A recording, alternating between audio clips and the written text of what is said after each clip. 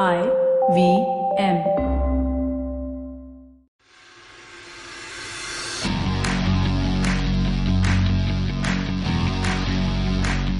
Welcome everyone to episode 62 of the Edges and Sledges Cricket Podcast. This is DJ based in London, where India have just beaten Australia at the Oval Cricket Ground a few hours ago. I have with me this week Ashwin and Varun, both of whom were in the UK a little while ago but have flown over to Athens. Guys, how are we doing? How are we feeling after India's beaten Australia?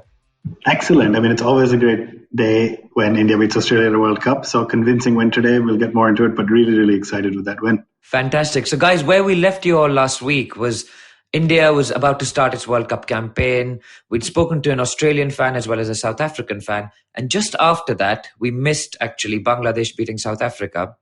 And then, as if to bring the World Cup alive, Pakistan beat England, the favourites for the Cup. And then the West Indies narrowly lost to Australia. But guys, you were here at Southampton with me. We were at the Hampshire Bowl when the World Cup really started, if you know what I mean. India versus South Africa, guys. What a game that was. The atmosphere, I think, was incredible. All three of us were there, which I think just added to my excitement for the game. So let's talk about India-South Africa first. I want to keep India-Australia aside for a little while. But guys, first starting with the team selection for India-Australia, and maybe I'll come to Varun first for this. KL Rahul batted at number 4 against South Africa. Varun, your thoughts on that? Should Vijay Shankar maybe have started, or were you happy with the selection of Rahul? Yeah, so I was really happy. But I remember three of us in the stadium were trying to recall our last episode before the World Cup, where all three of us said Vijay Shankar is going to come out to bat at 4 between Dhoni and Kohli, and all of us are going to be there supporting him. Since then, he had a very average IPL, and Rahul totally capitalized on the warm-up games, hitting a splendid 100. So I think from that perspective, all of us, or at least I'm very excited. Rahul is number 4, a little more batting specialist kind of a position, little more solidarity in the middle order. And Rahul has done really well in the IPL too. So if he needs to hit lower down the order, he can do it. So I'm personally very, very happy with that selection. Ashwin, are you happy with that as well? Rahul batting at 4? Yeah, I can't complain. I think most of us are just pretty happy to be done with the debate as to who's batting at 4. So it'll be nice to see one player get an extended run. You have to feel a little for Vijay Shankar. I think maybe later in the tournament, if either India has a bad run or India has 4 or 5 continuous wins and has some breathing room, they may give some of the other players a shot. But really happy to have the player who I think has earned his spot at number 4. And I just really hope he's able to continue to maintain it. I think those are famous last words, that the number 4 debate is over, because we're going to come back to it later in this episode. But the other selection point I wanted to pick up on versus South Africa was Bhuvaneshwar Kumar starting as opposed to Shami. Now, we were all sat there wondering whether that was the right decision. I, for one, thought that was because Bhuvi actually had a good record in England. He moves the ball both ways. The conditions should help him. He started off quite nicely, I thought, against South Africa, getting some edges. He was unlucky not to pick up too many wickets. Bumrah, of course, was fantastic. But Ashwin, maybe I'll come to you for this one. Did you think Shami was unlucky to miss out against South Africa? Yeah, 100%. I think he's had a really good past 12 months. He's had a really good few warm-up games. He's just been in amazing form. So I think unlucky to miss out. Look, I think India's kind of spoiled for choice right now. We're lucky to have 3 of the world's best fast bowlers. So can't complain either way. I think Bumrah was guaranteed his slot, and we all thought it would go either way. I think we were all leaning towards Shami in the end, but good to see Bhuvi bowling really well. And I think exactly to your point, he can swing the ball both ways, and he has a good record in England. So I think fair pick. I think what we tend to underestimate is how important nets sessions are. And, as regular viewers and fans of the game, we often don't know really what's happening in the nets. But you often hear captains and coaches coming out and say, this guy was hitting the ball really well in the nets, that's why he's been selected. So you never know. It could have been a case of Bhuvi bowling extremely well in the nets, or it could have been a case of maybe Shami didn't find his rhythm 1 or 2 days just before the match. So don't discount the net practice from this. Yeah, I think that's an interesting angle. Plus, there is also the fact that Bhuvi can bat a little bit, which adds to that lower middle order for India. On the other hand, South Africa had a number of problems of their own. There was no Dale Steyn, who left the World Cup before the India-South Africa game. Lungi Ngidi pulled up with an injury as well. But I think the highlight for us were the 2 opening spells by Bumrah and Rabada. I mean, I thought both of them bowled fantastically. There's been plenty written about both those opening bowlers. Rabada, I thought, was particularly unlucky on a number of occasions. But guys, what an innings by Rohit Sharma. I know, Ashwin, you were sat there giving me plenty of chat about my my Rohit Sharma issues, but I'll make it clear. I'll make it clear on this podcast. My issues with him are in test matches. I've maintained, and I've gone on record previously saying that he's a one-day great.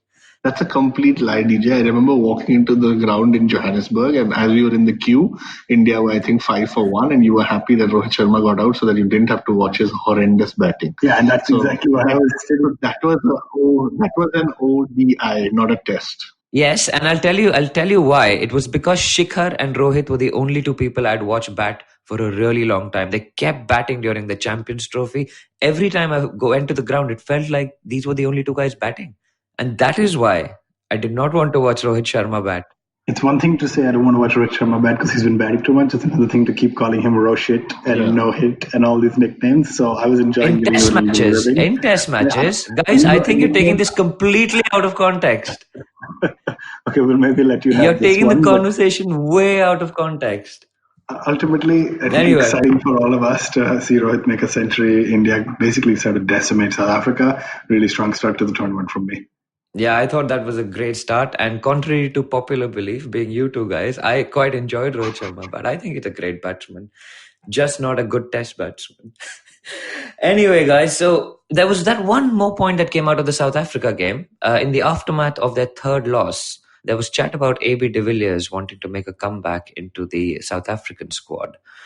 What do you guys make of that? Varun, should he have been just allowed to pick and choose the tournaments he plays? No, he shouldn't at all. And in fact, 6 months ago, I in fact made a bet with both of you, I think, on this podcast where I said he will come out of retirement for the World Cup. I was very surprised to see that there was no announcement. It's very surprising that after the third loss, now everyone starts chatting about it. But I think Otis Gibson came out and said, well, everyone's talking a lot of things. The reality is he's not here. And he doesn't get to pick and choose what tournament he plays. We are trying to build for the future. If that means that there are some tough obstacles along the way, it's all part and parcel of the game. But I think they handled it really well.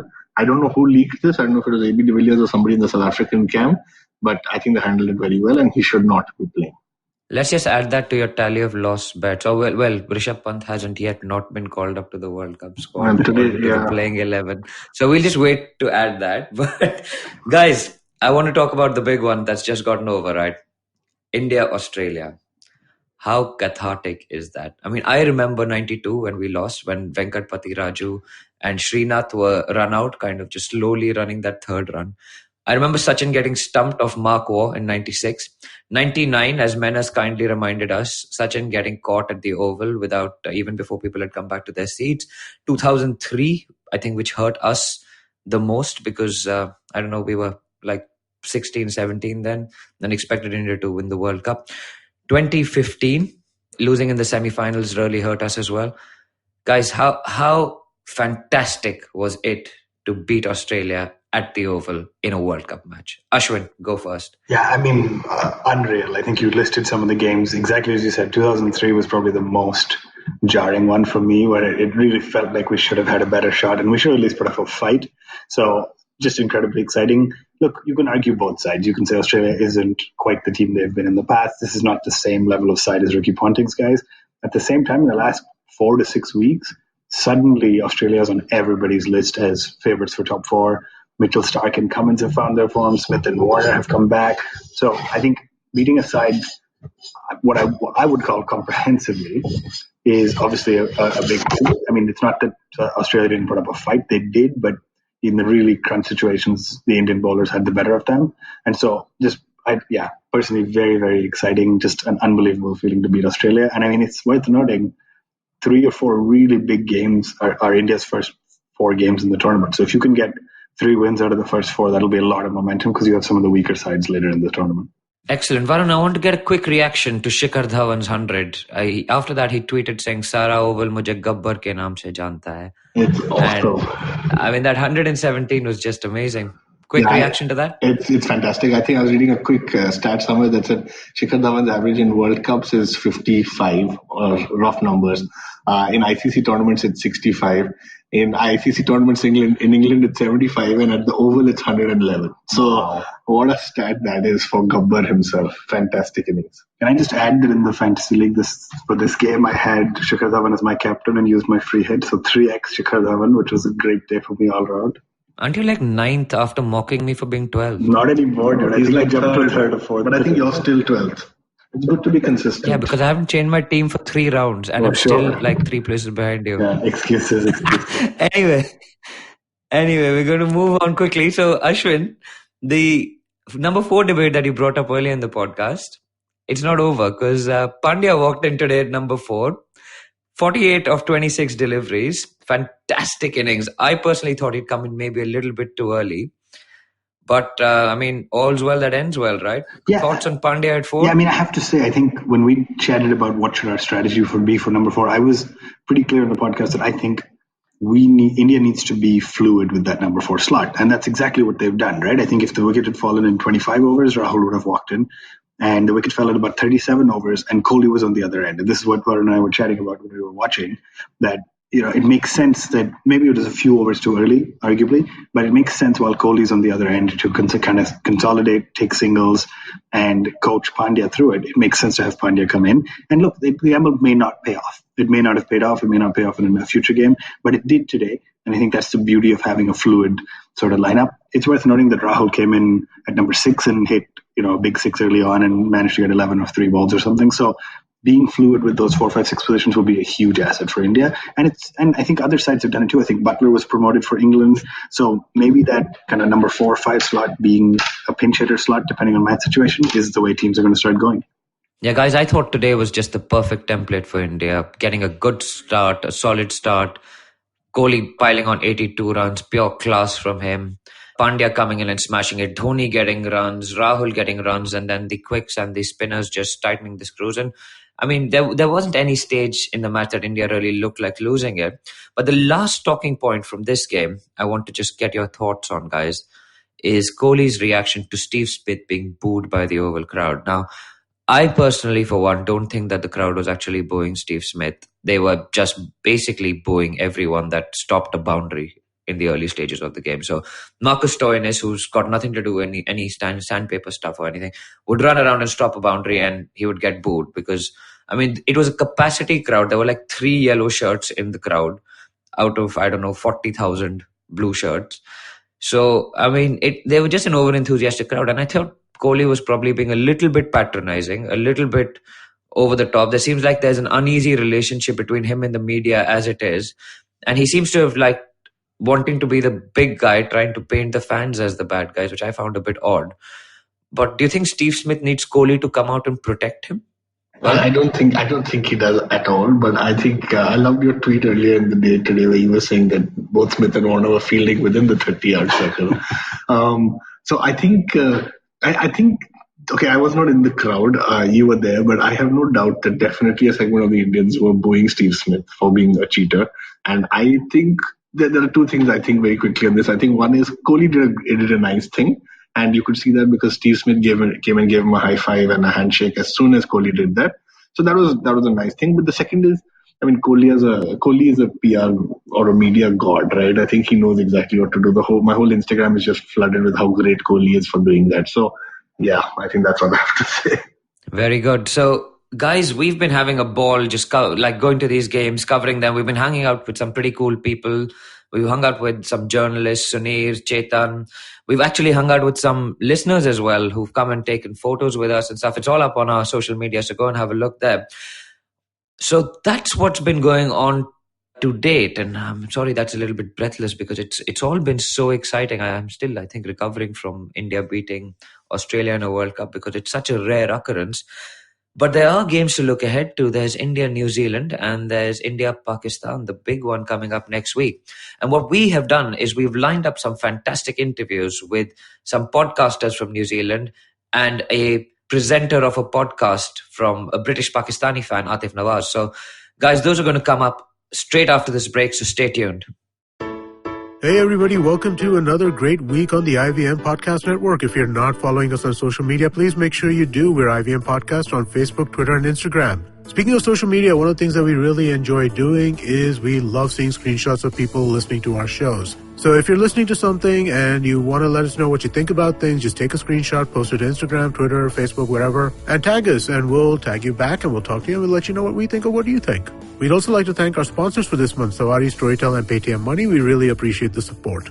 Also, on another note, an IVM-related note, we're looking to hire. We're looking for producers, content creators, audio engineers, back-end developers. We're looking for somebody in the data specialist kind of space, graphic designers. We're looking for all different kinds of people. So if you want to join one of the best places to work there is out there, then send us an email to careers@indusvox.com with your resume, and we'll get back to you shortly.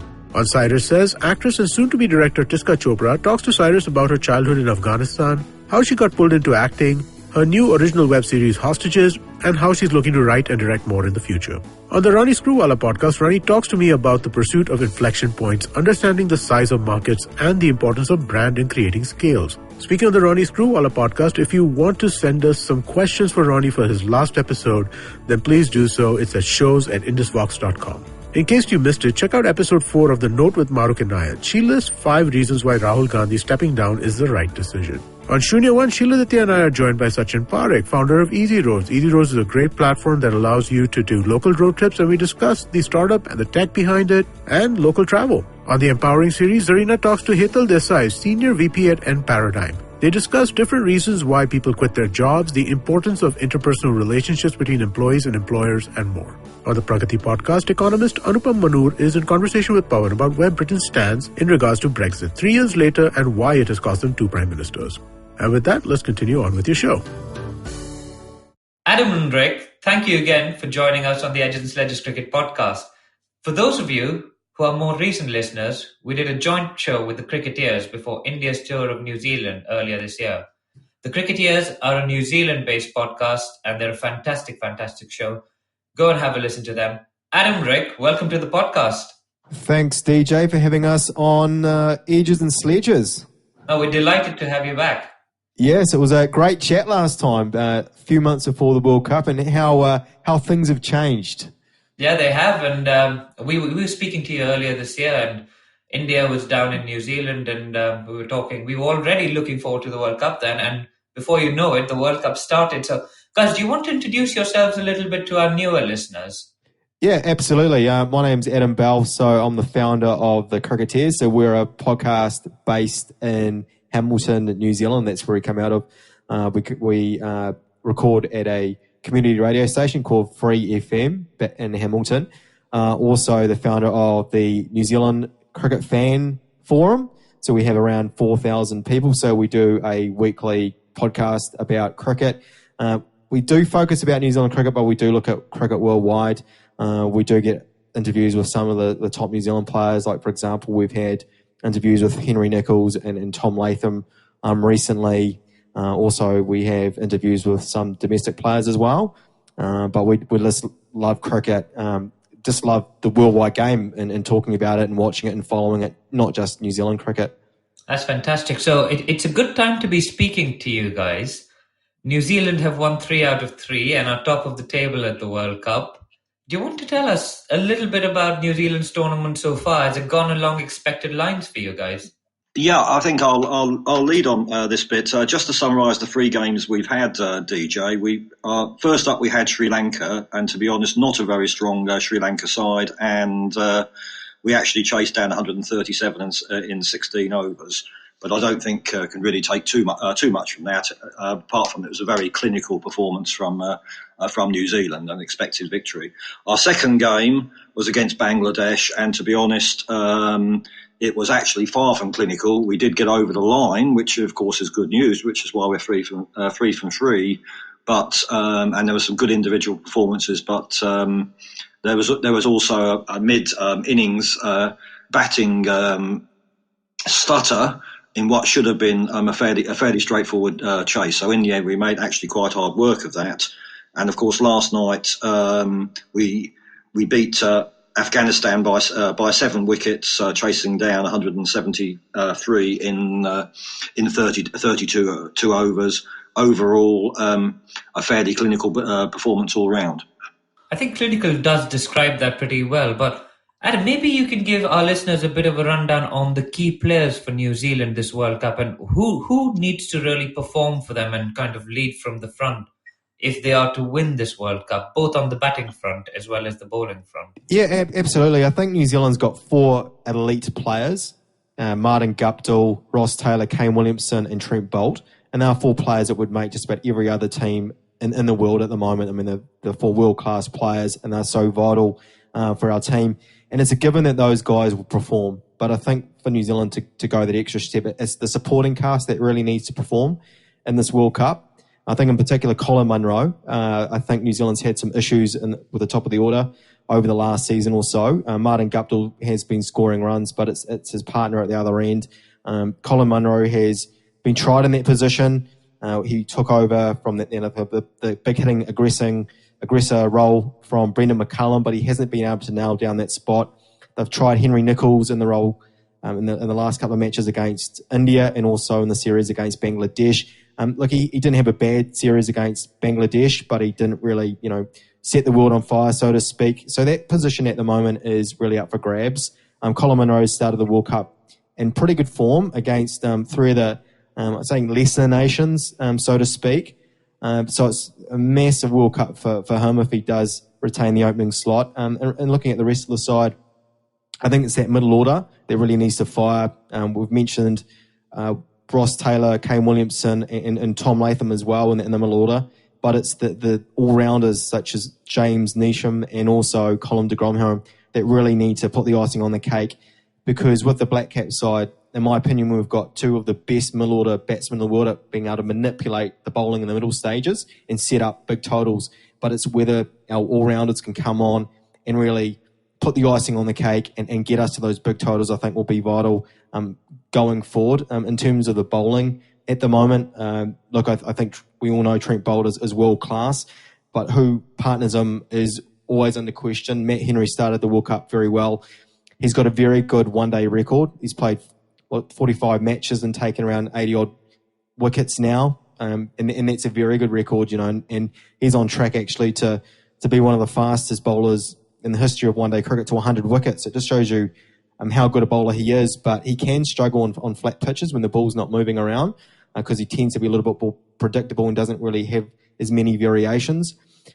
Lockie Ferguson, I think, is a key bowler. He's bowling around 150 clicks. He can really intimidate batsmen. Last night against Afghanistan, he bowled superbly well, and it just shows you what extra pace can do, put batsmen on the back foot. And we've seen already in this World Cup with the West Indies, for example, bowling that short length, that it can really unsettle batsmen. Andre Russell against Pakistan and also against Australia. So I think Lockie Ferguson's got a massive job, especially in the middle stages. I think in terms of our spin bowlers, Mitchell Santner is a very economical bowler. He doesn't tend to bowl too many loose deliveries. His overall economy rate in one-day cricket is actually superb. He's not a wicket-taking option, say, like a Kuldeep Yadav or a Chahal or a Adil Rashid or one of those type of spinners, but he's very consistent in what he does. And if he's got a strike bowler at the other end, he can really cause problems. I think going forward in terms of the 2 spinning options, I think Ish Sodhi could come into the side. He is a wicket-taking option. He has shown in his limited one-day career that he's got the ability to take big bags of wickets. I remember a match against England in Dunedin a season or so ago, and England at that occasion got off to a great start. Johnny Bairstow got a really fast 100, and England were looking probably 380, 400, and he came on with around 10 overs to go, and he got some vital wickets, and ended up getting a big bag of wickets on that occasion. And England in the end only got to 320. On that occasion, New Zealand lost early wickets with a bat. Ross Taylor got 180 not out. And in the end of it, it was the fact that we limited England to a lower score than what they should have got, which kept us in that contest. Yep. And Ish Sodhi was very much part of that. Very good. You just mentioned Lockie Ferguson, and I think he's such an exciting talent. We saw him yesterday actually hit Rashid Khan on the head, and the news has come in that Rashid's actually failed the concussion test. It just shows the pace of the man. Hopefully Rashid will be fine soon, but the other thing I wanted to quickly pick up on was the reaction from the New Zealand skipper, which was, I thought that was just fantastic. Rather than kind of going and celebrating the wicket with his bowler, he first went and checked on Rashid Khan, and I think that's just symptomatic of the way New Zealand have been playing their cricket for the last, I'd say, half a decade, which is they play hard, they play fair, they don't sledge, they're the nice guys of international cricket, and people like them. Like to see them doing well. I mean, you saw in the last World Cup, Grant Elliott and his gesture to Dale Steyn after knocking South Africa out of the World Cup. I think New Zealand, everyone likes seeing New Zealand doing well. And on that point, actually, New Zealand across the World Cups, they've done fairly well. They were finalists last time around. Obviously, they ended up losing to Australia, which would have been heartbreaking for Kiwi fans. But I think they've done really well at ICC tournaments overall. So, Rick and Adam, could we just briefly walk through New Zealand's performances at the World Cups and your kind of highs and lows from those World Cup campaigns? Maybe, Rick, we'll start with you. A couple of highs and a couple of lows from World Cup campaigns past. Yeah, sure, DJ. Well, as you know, I've only been in New Zealand about 13 years, so I like to be more recent. My clear favourite memory is Grant Elliott's 6-2 against South Africa to get us into the World Cup final in the last tournament. And to be perfectly honest, my worst memory was in the next game when Brendan McCullum was out fifth ball, charging Mitchell Starc. So they come pretty much together. In terms of the overall record, and Adam is clearly better equipped to talk than me. I think New Zealand, you are quite right, have this habit of being very consistent.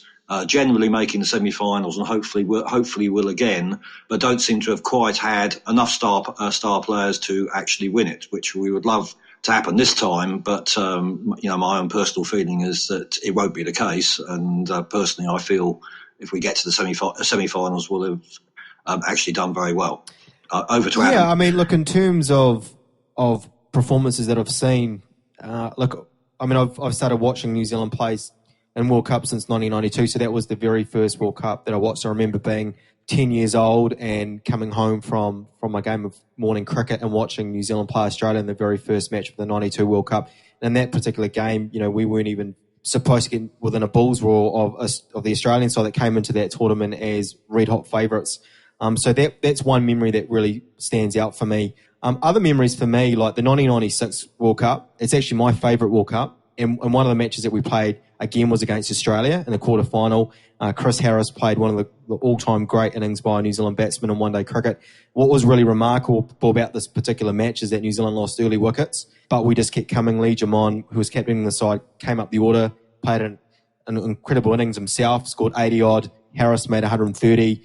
In the end of it, we just didn't quite have enough in the bank. Australia chased it down with relatively ease in the end. I remember Shane Warne actually kept getting promoted up the order and scoring 50 as a pinch hitter. And Mark Waugh, who had a great run of form in that World Cup, scored runs against us. For me, one of my most disappointing moments as a New Zealand fan was in 1999. And we started that World Cup really well. We beat Australia again, and I think it was the opening match, or maybe one of the opening matches of the World Cup. And then we had a semi-final against Pakistan, and we just didn't turn up. And Wajahala Wasti, who, I mean, not many people know who he is. To be honest, he didn't end up having an overall great career with Pakistan. Scored 100 against us in a World Cup semi-final, and they absolutely blitzed us on that occasion. And I think that period we had a really, really good one-day side.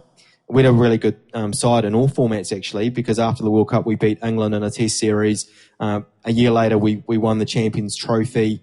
And in that period, we were doing well in all forms of cricket under Steve Rickson, and also with Stephen Fleming as the captain. And Rick talks about the World Cup final. In terms of the World Cup final, the Brendan McCullum wicket wasn't necessarily a bad moment for me. Look, it happens in cricket. I mean, players get out. I mean, you play that way and you play that aggressively. Sometimes you get a good ball and you get out.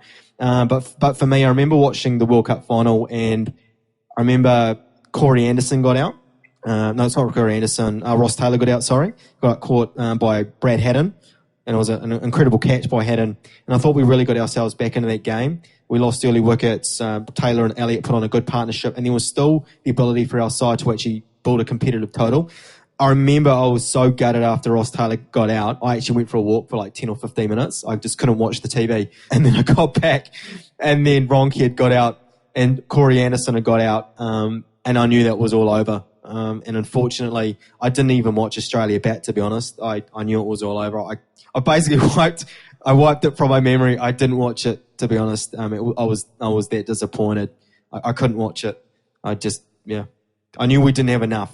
And that was the World Cup 2015 World Cup final for me. I couldn't stomach it.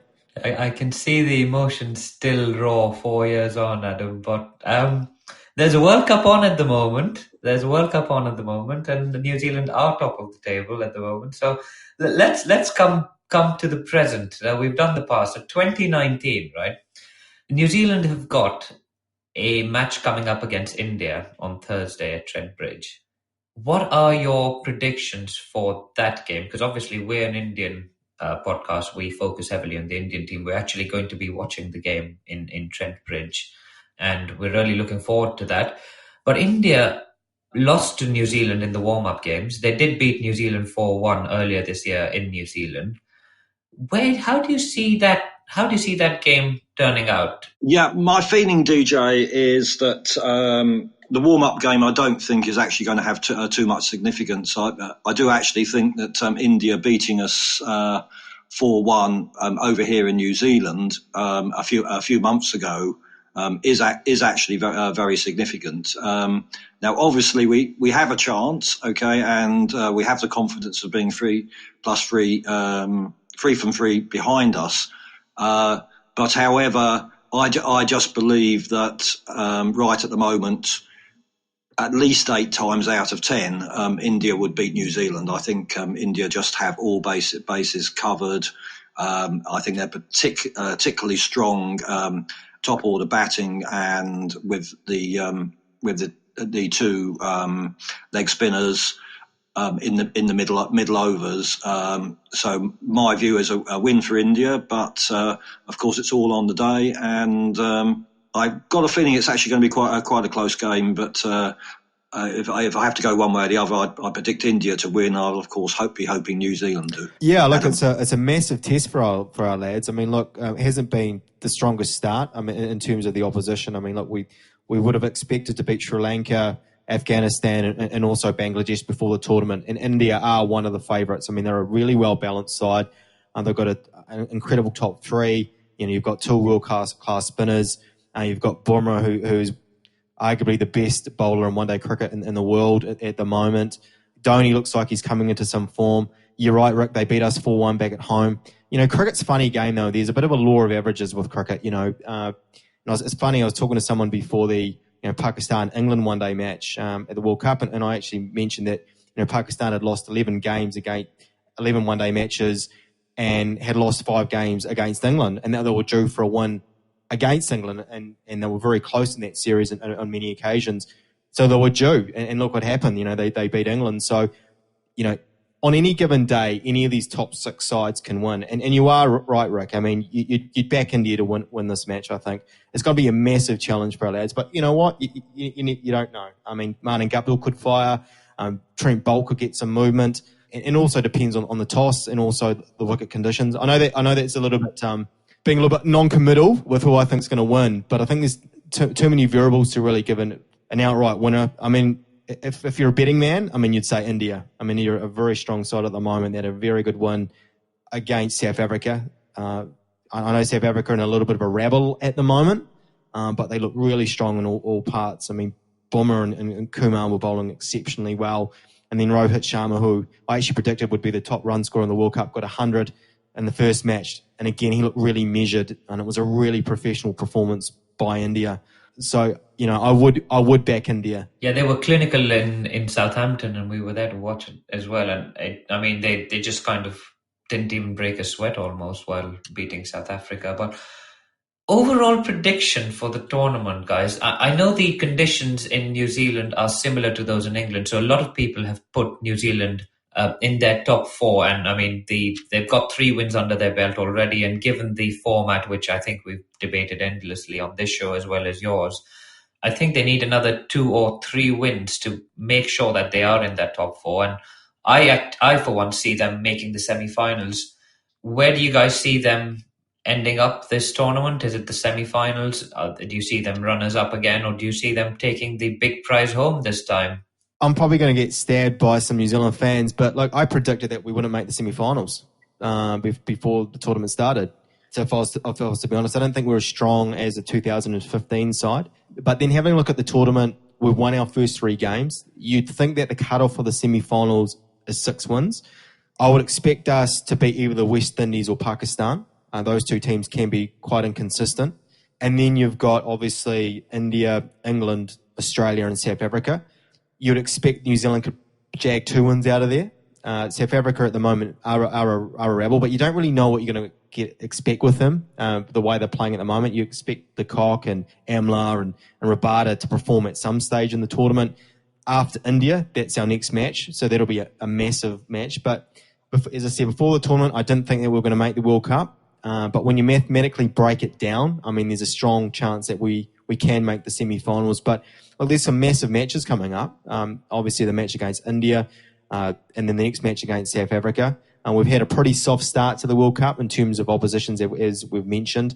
I think the India match for us is going to be really key on how we perform in that match. And if we can get some momentum from that match, who knows? Rick, your prediction for the tournament overall? Is New Zealand going to go home with the prize? I'm very much with Adam, as he knows. I think before the tournament started, I don't think our team is as good as the 215 team, and of course this World Cup is in New Zealand. So, going back to Adam's analogy, if I was a betting man, I would have put money on it being more likely New Zealand would be 5th or 6th. The way the tournament has gone, and I'm not really too worried about us being 3 from 3, because to be honest, if we weren't 3 from 3, I don't think we'd really have any chance of making the semi-finals based on the opposition. But as the tournament's developed, and for example, South Africa so far have looked a much weaker side than we expected. Pakistan although they had a very good performance the other night, are very, very hit and miss. I certainly think our chances are much higher now of reaching the semi-finals. I certainly think that we'll make the top 5 in the tournament, and hopefully we'll nick the 4th spot. I think we will probably go out in the semi-finals. I've gone on record here as my overall prediction is an Australia-India final, personally.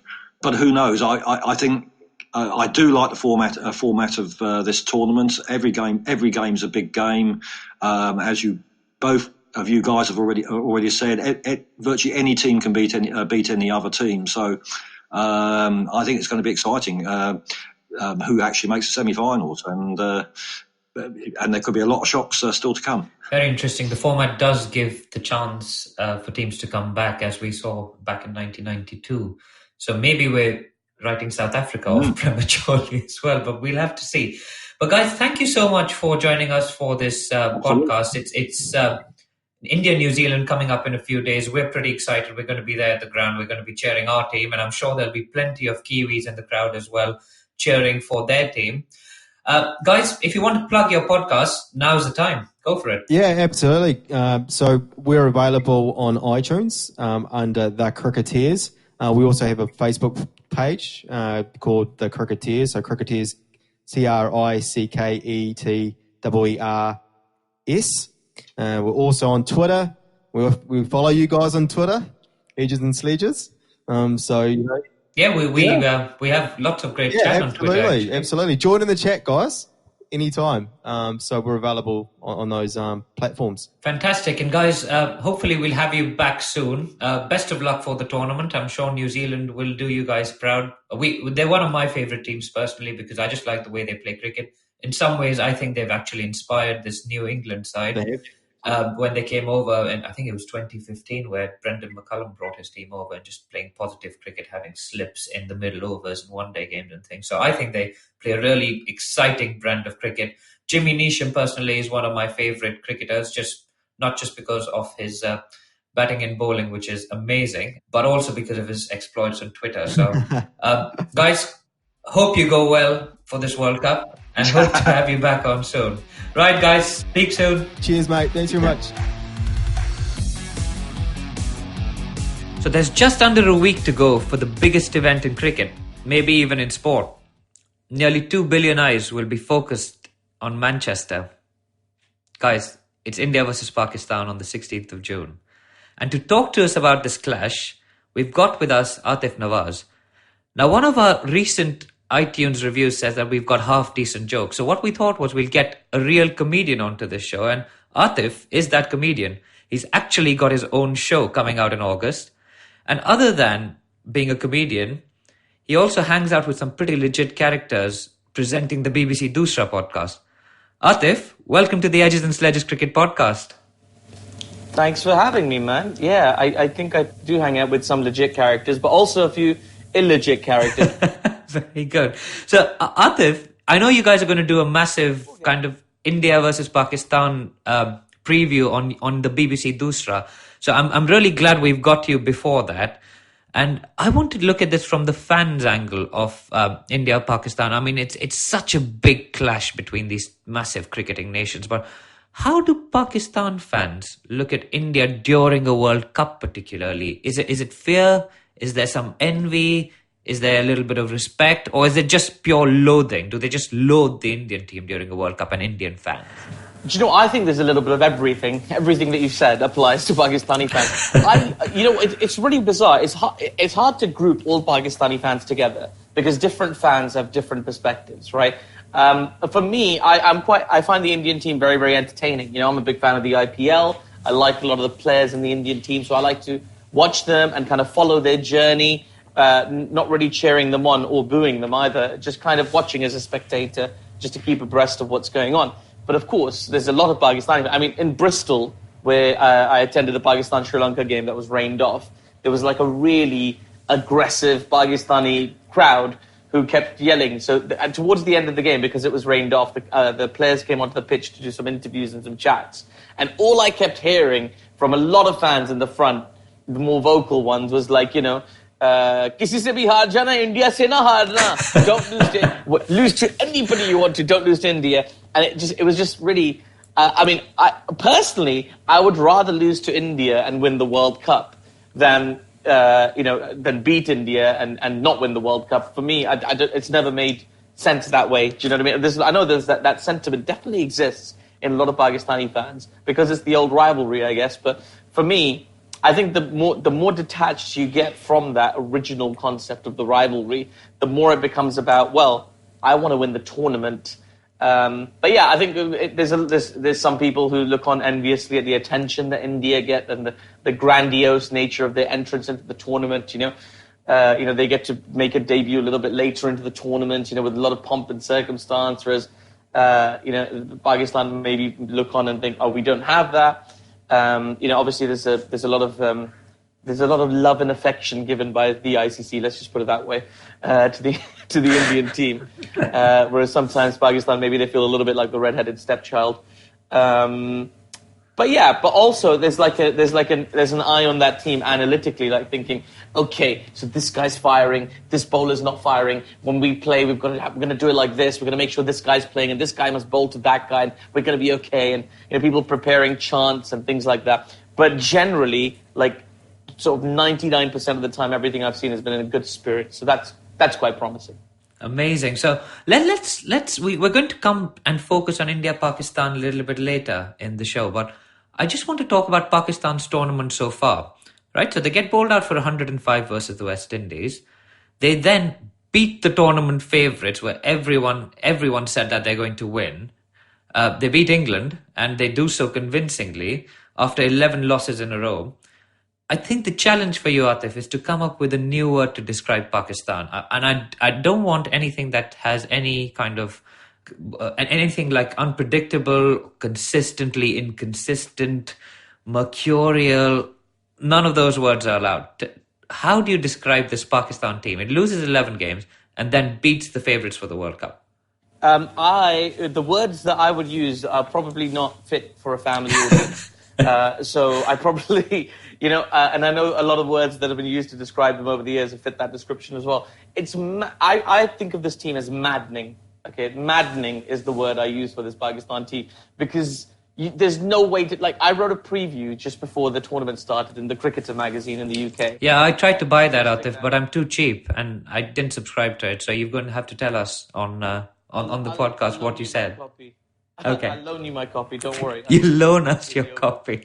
No problem. I need it back because it is very expensive, and I only have one copy. I agree. So I mean, like I made a point in that tournament, in that preview, just talking about the fact that Pakistan have actually been relatively, more consistent. That kind of mercurial tag. I'm so sick of it. It's so boring. I think it's quite lazy as a cricket writer. All these people who preview the team and just say, "Oh, they're just mercurial. One day they're good, one day they're bad," and that's Pakistan in a nutshell. And I just think, well, kuch aur sunao yaar. Kitne saalon se yahi sun raha hu. Give me something different, right? Show me something else. Show me some analysis. Break down the team rather than going back to old cliches. But the annoying thing is, they still fit that cliche. They're still that annoying. They are mercurial. This is really annoying because they'll still come into a tournament and get smashed by the West Indies, then beat the favourites, then get the next game rained off. I tell you what, though. That's identical to their start in the 1992 World Cup as well. That I found quite interesting. The first game they lost badly. The second game they won, and the third game they got washed out. So, I mean, I think that's one of those weird poetry things that fans enjoy, and philosophically it's really fun, and obviously it doesn't always play out that way, but it is interesting. It is interesting. Yeah, and we got a tweet in on our Twitter which says now Sarfaraz is still on track to be PM. Because the start is identical. So, yeah, but of which country? Oh, wow. Wow. Anyway, moving straight along. So we've talked about Pakistan's tournament so far. We also wanted to talk to you a little bit about the key players for Pakistan, both batsmen and bowlers, as well as a few interesting selections that we thought. So let's go with the batsmen first. Who are your key batsmen for Pakistan on this campaign? So for me, Pakistan has loads of key batsmen in particular. I mean, because one of the good things about losing to England 4-0, and there's not many things good about losing to England 4-0, but one of the good things was the fact that all of their batsmen started firing again. Each of the batsmen got runs. Most of them got hundreds. Even Sarfaraz got a 90-odd as well. So from a Pakistani perspective, that was very, it was good timing for the batsmen to come to the party. For me, Fakhar Zaman is always so dynamic. He hasn't had a chance to have a massive impact on the tournament yet. But I think it's more of an all-round performance. I don't think this will be the tournament where a batsman stands out for Pakistan. It'll be very much one of it'll be one of those tournaments where if Pakistan go all the way, none of their batsmen will be in the top 10 run scorers. There'll just be several of them between 10 and 20. Because they're all kind of chipping in. So there's a good example of that was against England. Hafiz got some runs, yes, but as in he got a big score of 80 plus, but everybody else kind of chipped in with 40s and 50s and, that kind of score, that kind of middling score. And it all kind of accumulated to a nice big 348. So I expect to see a lot more of that from Pakistan, just batsmen all chipping in. Occasionally one of the players will go further, you'd hope. But I don't see anybody scoring sort of 5 centuries. Like India is very different. You can make a comfortable prediction that someone like a Virat Kohli will score 4 centuries by the end of the tournament. But I don't think Pakistan has that similar scenario. You just hope that as a team they'll get 4 centuries over the course of the tournament, and that'll be enough for them to progress. And that's just because they're quite unpredictable, right? Anyway, talk us through these selections. Wahab Riaz, firstly, I think the last time I remember him doing anything of note was that spell to Watson 4 years ago. Didn't play any international cricket for 2 years and then makes his way back into the World Cup squad. What's going on? He did a few things of note several years ago that involved a jacket, but we won't go there. The thing is, he's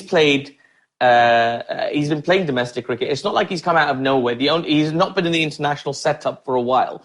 I think the reasoning with bringing Wahab Riaz back was to put a little bit more experience in that bottom order. And also, he is one of the things that Pakistan were missing in that 5-match series against Australia and the 5-match series against England was good death bowling. And that's what Wahab is known for. He gives you that fiery, aggressive pace at the top and the excellent death bowling, those Yorkers, the reverse swing towards the end of the innings. Plus, he brings experience to the table. So while Junaid Khan, you might argue on merit, makes a better choice, just on pure skill level, Wahab is a better shout. And so far in the tournament, he's proved that. I mean, I know it feels like a left field choice, but I mentioned this on the Dusra as well. If they have a good tournament, nobody will care how they got there. Do you know what I mean? Exactly. The ends justify the means, right? So the other interesting selection actually is that of Mohammad Amir. And you mentioned this, as you said, on the Dusra as well. They were trying to send a message to him. I believe the Prime Minister asked Amir as well, why weren't you in the squad and all of that stuff. And again, he's someone who's taken wickets in the Champions Trophy final, hasn't done very much since, and finds his kind of just waltz back into this Pakistan squad, and he'd never been left out, and he's doing well again. So I mean, is it just a subcontinental thing, that this kind of weird selection policy? Well, I think the truth is, coming into a World Cup, you need to have players. See, this is going to be very hard for Indians to understand. Okay, this is the truth. Okay, Indians have amazing depth in their squad right now. India's second 11 could play in the World Cup and be competitive with every single team, because that's the level of talent you guys have right now, right? In terms of bowling, batting. If you've got a player like Shreyas Iyer who can't even make it anywhere near the squad, that tells you everything you need to know about how much depth there is in the Indian squad. Pakistan doesn't have that level of squad, particularly when it comes to big match experience. Mohammad Amir was there when Pakistan won the World T20 in 2009. Mohammad Amir was there when Pakistan won the Champions Trophy in 2017. Shaheen Shah Afridi was not. Right, Hassan Ali he only came into the fold around that time. They're not as experienced as the kind of bowlers you want in your team leading your attack, and particularly a bowler of that dynamism. He showed his worth in that match against England, where he had the nous, the guile, the intelligence to bowl that slower ball to Jos Buttler. And Jos Buttler, for my money, and this is going to upset a lot of your Indian listeners, right? But for my money, Jos Buttler is probably the best player in the world right now, going by form. And that can change. I think it fluctuates between Kohli and Buttler, and Kohli and Buttler, they're the two sort of best players in the world. But, I mean, Jos Buttler in that game against Pakistan was looking unstoppable. There was no stopping him. He was smashing everything to the boundary. He looked invincible.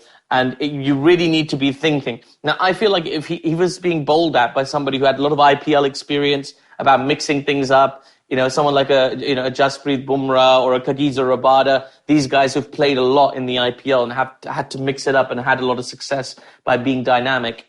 He might not have found it so easy. But Mohammad Amir is the closest thing we have to that in Pakistan, a dynamic bowler who's got variation, who's smart, who's got this natural talent. And he bowled that slow ball and it got them the wicket and ultimately closed out the match. So I think, for Pakistan, the choice for Amir and Riaz was very much a case of they bring the experience. In these big match situations, they've both been there. That's the people we need to bank on. And it's hard to disagree with them. You don't want to go into a World Cup with just a bunch of exciting new talent. You want to go into a World Cup with a good mixture of experience and talent.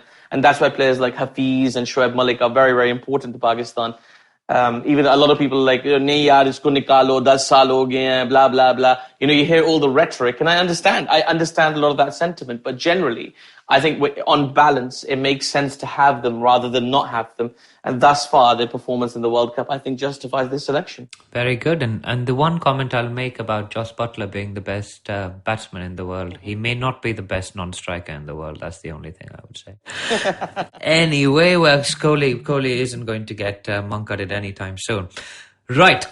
Pakistan across World Cups, right? So you're not allowed to say your favourite memory is the 92 World Cup win, which is the obvious answer. What is your next favourite memory of the World Cup for Pakistan? So the 92 World Cup isn't my favourite memory of Pakistan. Is it not? My favourite memory has always been that 1999 World Cup that was played in England as well. I remember being at school and watching that and kind of, like skipping classes and all sorts of things just to make sure I could watch as much of that World Cup as possible. At the time, it was on, free to air television in the UK. So it was on the BBC and stuff. So we could just watch it on any television. You didn't need to have Sky or some kind of box or whatever, So I remember watching that so much. And I think that was the tournament where I first fell in love with Shoaib Akhtar. Because he was so dynamic, he was so fast and exciting. And, the way he came into that tournament, he was like a proper superstar. And it was the new superstar for Pakistani cricket. And I remember Waqar Younis had to temporarily take a back seat. Of course, Waqar would come back and make a huge contribution to the team afterwards. But yeah, my favorite memory of that World Cup is the one delivery that Shoaib Akhtar bowled to Stephen Fleming. It's on YouTube. It's got 1 billion views. I'm responsible for 999 million of those views. It's a gorgeous delivery. He bowls from round the wicket to Stephen Fleming, who's left-handed, and it just spears in and just knocks out his middle and leg stump. And I remember watching that, and wow, it just blew me away. And I think we went to the playground and played cricket in the playground after that match for several hours, trying to replicate that moment. But sadly, none of us have the skill of Shoaib Akhtar. But in our minds, we did. If you can imagine it, then you can enjoy it in the same way. Yeah, I could probably replicate it with the bat from Stephen Fleming's perspective. But anyway, right. What's your worst moment for Pakistan in World Cups? And we're not going to talk about India versus Pakistan because that's the next point. Other than that, what's your worst memory of? Is it the 99 World Cup final? No. I mean, I was... I know a lot of people get quite sad about the World Cup final in 1999. I just love the fact that we got to a final. And I think this is an achievement that people don't appreciate enough. I think, Pakistanis and actually Indians as well, right? We can be very, very ingrates. We can be very ungrateful for the performances of our team sometimes, Like, what? Just a semi-final? What? Just a final? Like, come on, man. They got you to a final or a semi-final. Can't you appreciate that at least? Yeah, we were at Southampton watching India play quite nicely and clinically demolish South Africa. And people were just like jaded. They were like, we won 4, we won 6. I was like, what's going on? Yeah, I have no time for those super casual fans and stuff. I'm really sick of this pandering as well to casual fans. Like, oh, let's make the game easier to understand for casual fans. No, if you don't understand my game, go watch something else. With the 100? The 100 is like, in principle, I have no issue with it, but I don't like the way that they're attacking it and trying to make it. It's so patronizing as well, Women and children, like, we want women and children to watch, so we must make it as simple as possible, because how can a woman or a child understand the LBW laws? I mean, it's maddening. Again, as I say, it's crazy. So I mean, when it comes to like fans, I'd rather have fewer fans watching cricket who loved and understood the game the way it is, than more people watching the cricket. And I'm not saying like I'm anti-spreading the game. I think absolutely, let's spread the game. But let's spread the game. Let's not make the game something completely different. It's not baseball. It's not softball. It's nothing. It's just cricket. So yeah, sorry. I mean, I just went off on a rant there. I apologize. What did you ask me? That's fine. I was going to say, what's your worst memory of Pakistan across the World Cups? Yeah. So, I mean, I think this is an obvious one for a lot of people. It was like it was the death of Bob Woolmer at the World Cup in the West Indies, sort of a decade ago now. I mean, it was awful. It was awful. It kind of overshadowed all of the cricket at the time. And, Bob Woolmer had such a huge influence on the Pakistani team. And, I know Yunus Khan reasonably well. And he still remembers him fondly and still talks about him on a regular basis. He was a great find for Pakistani cricket, not just as in terms of his performance, but as a personality. I remember Pepsi did some adverts with him and Shoaib Akhtar that were all quite funny. And he's just like an inspirational figure. I know he actually lived in Lahore for a short time as well. And he spoke so fondly about his experience in Pakistan. So obviously of massive contributions to cricket in general. So that was probably the saddest World Cup association as a Pakistan fan, the death of Bob Woolmer.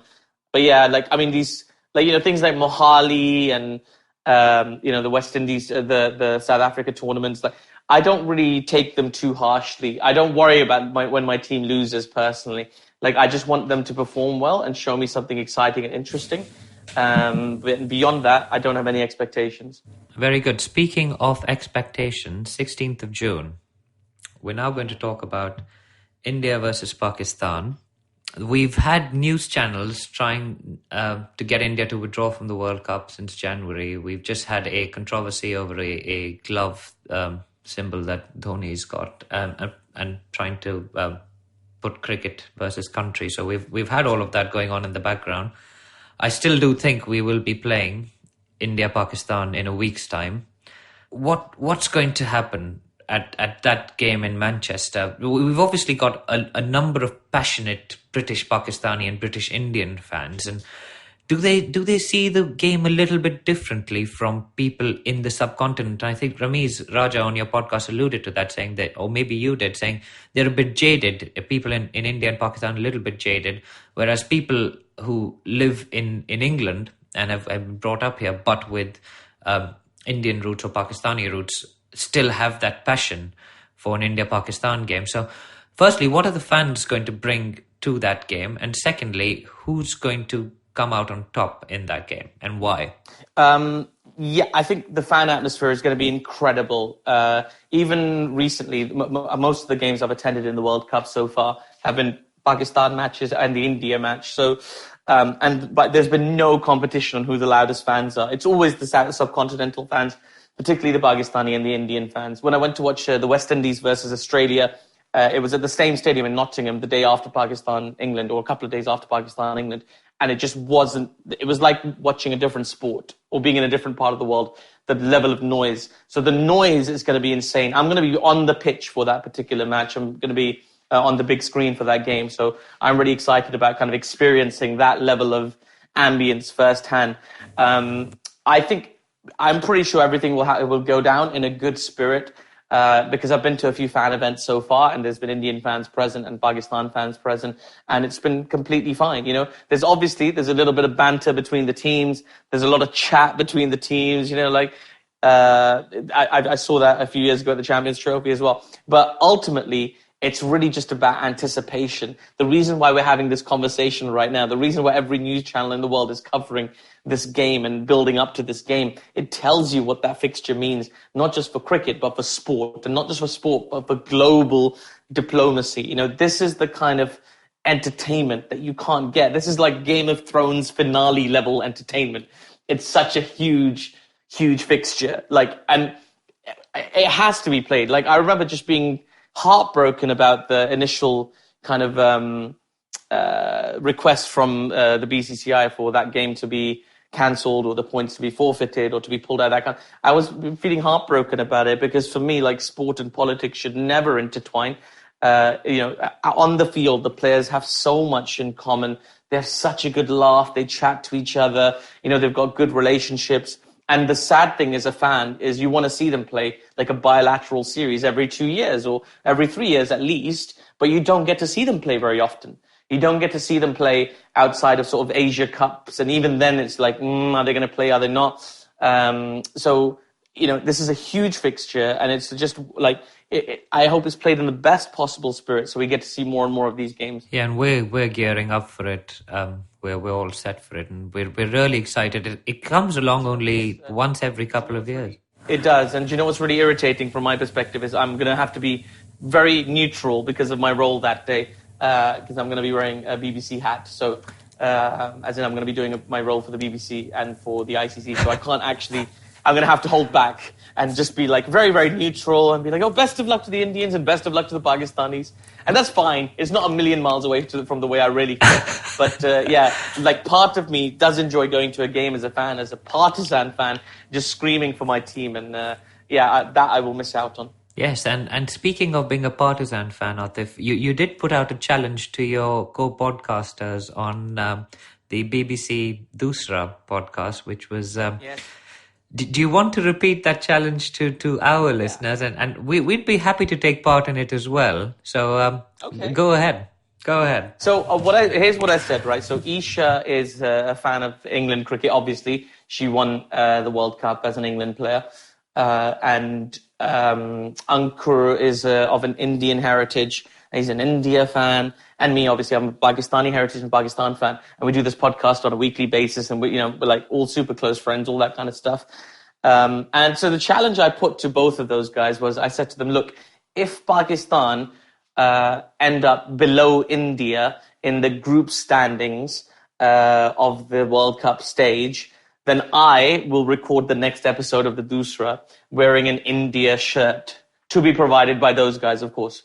Right, I will wear an India shirt and broadcast, and we'll take a picture and tweet it out and all that kind of stuff.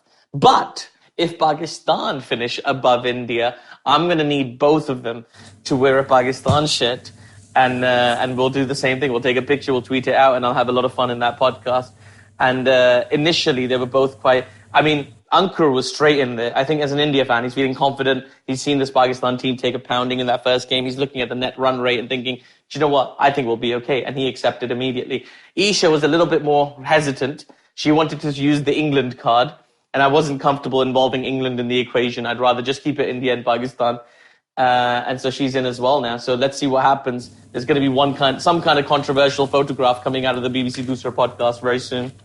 Yeah, and I'm just seeing this as a way of you getting a free India jersey, to be honest. It costs about 60 quid, so yeah, really? Well done. Well, a couple of years ago, I've got a Kolkata Knight Riders jersey that was gifted to me by a friend of mine. And Shah Rukh Khan. Yeah, Shah Rukh and me. Yeah, we go way back, like spinal cords and seatbelts. No, I don't. It was by a friend of mine from Mumbai, but he got me a Kolkata shirt, which probably tells you how much he knows about cricket. And I've used it a few times when I've been training. I haven't really worn it publicly yet. Probably subconsciously. I just didn't want to wear it in public. But yeah, I mean, I'm sure Ankur has several, and he's willing to just loan me one for the time being. Might be a little bit tight because he's a very skinny man. And sadly, I've got a bit of work to do. I'm still carrying some Eid weight.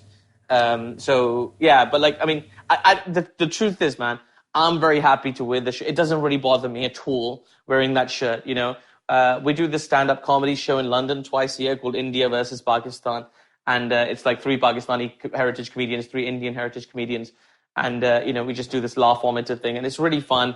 And, before the show, I always help take a picture with the Indian comedians with their flag and stuff. And, we make some jokes and stuff about it. Like, I don't really care. For me, it's very much a line in the sand. And I know people get very passionate about this. But ultimately, I think it's like, I hate the fact that there's any kind of political involvement in this rivalry. It's 2 teams. It could be, Juventus and Lazio. It could be, Manchester United and Manchester City. It could be, like Karachi Reds and Karachi Blues, whatever it is. But it just happens to be India and Pakistan. And it's a great rivalry. I want to see more of it. I like the Indian team. I don't want there to be any kind of socio-political pressure on me or any weirdness about me wearing an India shirt. Why should there be? And nor should there be any pressure on somebody in India who likes the Pakistan team, who wants to wear that shirt and fears some kind of ramification. I think we've got to normalize some of this behavior. And if that means I got to wear an India shirt, then so be it. But it's very easy for me to say that because I sincerely believe Pakistan will probably finish above India in the group standings. Time will tell. Time will tell. Well, it's telling that you've spoken so much about wearing an India shirt. Anyway. मैंने भी PM बनना है. You've got the diplomacy in you. So cross-border foreign policy. Maybe start with foreign minister. Depends on which country though. If they make a person of my skin tone the foreign minister in this country, then we'll really know things are in the right direction. Very good. So, Aatif, so before we wrap up, I want to get your overall prediction for the tournament, not just for Pakistan, but for the 4 semi-finalists, because I think, honestly, given the format, after the semi-finals, all bets are off and anyone can beat anyone. But who are your top 4 teams, and is Pakistan in those top 4? I think a lot of people have gone with the really dull prediction of England, Australia, India, and one other team. I don't think it'll break down quite that way. I think New Zealand will definitely, for me, the absolute certainties for the semi-final. They've just been so clinical. Like, in this tournament, you don't need to be dynamic like Pakistan are. You don't need to be like blitzy like England have been, and you certainly don't need to be glitzy like India have been. I think what you need to be is just clinical and, doing all the boring, normal things properly. And that's what New Zealand are doing. The format of the tournament means you need to win 6 out of 9 games. New Zealand have made sure that they've won all the games they're supposed to win. They've closed out those games with decent run rates. So far, they've got 3 wins out of 3. And, they're just like... New Zealand is that kid at school that you don't notice but always gets the best grades quietly on the side, And I think just like that, they're going to find themselves in the semi-finals. Alongside them, I do think India will find themselves alongside them. I'm certain England will as well. So for me, I think the 4th semi-finalist is going to be Pakistan, just because they're capable of, they've got a lot of leeway and... they've still got the 6 games to come. 6 games to come. They'll be a little bit disappointed losing a point to Sri Lanka because of the rain delay. But there's something about that poetry, man. It's hard to ignore the poetry. So I feel like that'll be the semi-final lineup. I really like your analogy about the school kid. So does that make India the rich kid with the best tuitions, and then you've got Pakistan as the guy who doesn't study but turns up for the final exam and tops it? I think you nailed it, buddy. I think there's something there. There's something. I feel like you got to write something. You got to send something to Wisden or the Cricketer or something. Somebody will publish an article just on the basis of that kind of analysis. I'm telling you, I'm very pleased with myself. I've done that on about 4 hours sleep. So, but that was a collaboration. That was a collaboration there. I set you off and you came up with the idea. Beautiful. Yeah. Awesome. Aatif, thank you so much for joining us on this podcast. It's been really, really good talking to you. We're waiting for your India-Pakistan preview to come out. It's going to be a bumper episode. But do you want to tell our listeners where they can find all your stuff, your show, as well as your podcast, and anything else you want to tell our listeners about? Yeah, sure. I mean, I do a lot of stuff, but mostly I'm best known for my stand-up comedy, and I do a lot of shows around the UK. So if you guys want to come see me, that's a good thing to see. I also have a TV show coming out in August, obviously, as you mentioned. It's called Muslamic. It's a sketch comedy show that will be on the BBC. To find out everything about me, just go to my website, which is www.aatifnawaz.com. It's Aatif with 2 A's, so AATIF. I have to explain this ever since Aatif Aslam came about and ruined my life with a single A, Aatif. There's an Aatif Nawaz online who's just got the 1 A in his name, and he's picking up random followers every day, and he's just wondering how it's happening. So don't give him any more followers. Give them to me. I'm at AATIFNAWAZ. Very good. Aatif, it's been an absolute pleasure speaking with you. Thank you so much for making the time to speak to us, and good luck to you and good luck to Pakistan, and hopefully we'll have you back on the pod soon. I'd love to. Thank you so much for having me, and I love the work you guys do, and good luck in every aspect of your life, my friend, except for next week on Sunday. Thank you very much. So much for not being partisan. There you have it, guys. 2 fantastic interviews with the Cricketeers and Aatif. We'll be at India, New Zealand during this week. We'll be posting loads of stuff on our social media, so come and say hi to us at One Tip One Hand on Instagram, Twitter and Facebook.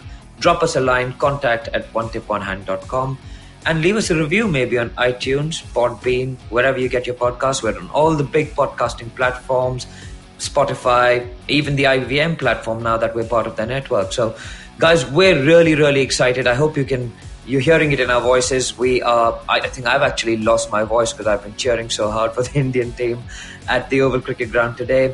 We're super excited. The World Cup has really come alive for us, and we hope you're going to follow us on this journey through Cricket World Cup 2019. We'll be back next week with more exciting previews of the teams and a catch-up on whatever's been going on in the world of cricket. See you next week.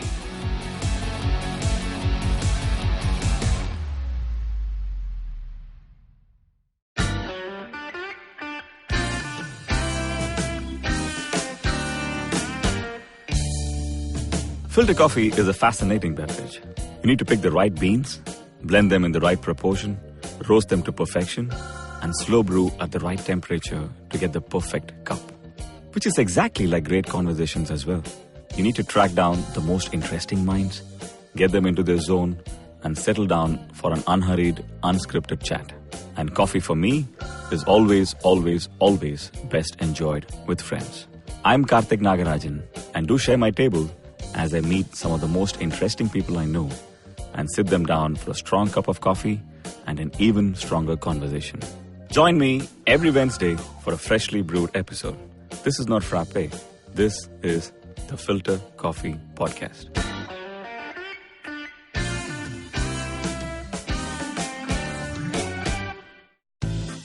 Do you wish you were smarter?